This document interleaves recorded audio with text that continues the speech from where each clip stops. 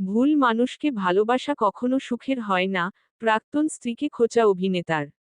বর্তমানে জি বাংলার ধারাবাহিক চিরদিনই তুমি যে আমার আর্য সিংহ রায় এর চরিত্রে দেখা যাচ্ছে জিতু কমলকে। বহুদিন পর ছোট পর্দায় ফিরে আবারও দর্শকের ভালোবাসা পাচ্ছেন অভিনেতা।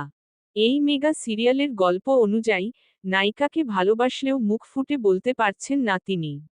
এদিকে বাস্তবে নায়কের জীবনে যেন বিরহের ছায়া। নবনীতা দাসের সঙ্গে বহুদিন আগেই বিবাহবিচ্ছেদ হয়েছে তার। এখন মাঝেমধ্যেই সামাজিক যোগাযোগ মাধ্যমে প্রাক্তন স্ত্রীকে উদ্দেশ্য করে ইঙ্গিতপূর্ণ পোস্ট করেন অভিনেতা। এবারও নেটিজেনদের চোখ এড়ায়নি জিতুর পোস্ট। অভিনেতা লিখেছেন, ভুল মানুষকে ভালোবাসার ফল কখনো সুখ দেয় না। শুরুতে মনে হয় এটাই বুঝি ঠিক, কিন্তু সময় যত যায় ততই বোঝা যায় নিজের মনটাই ভুল বুঝেছিল।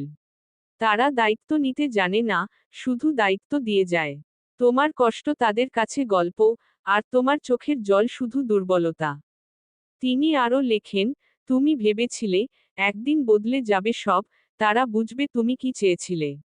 কিন্তু না, ভুল মানুষরা শুধু আসে শূন্যতা রেখে যাওয়ার জন্য। সব শেষে থেকে যায় কিছু প্রশ্ন, আর একরাশ গভীর দুঃখ যা কাউকে বোঝানো যায় না। যদিও এই লেখা জিতুর নয়, লেখার সঙ্গে অভিনেতা জুড়েছেন, সংগৃহীত। তবুও তার এই পোস্ট দেখে অভিনেতার ব্যক্তিগত জীবনের সঙ্গে মিল খুঁজে পেয়েছেন অনুরাগীরা। তারা মনে করছেন, জিতু তার প্রাক্তন স্ত্রীকেই ভুল মানুষ বলে ইঙ্গিত করেছেন।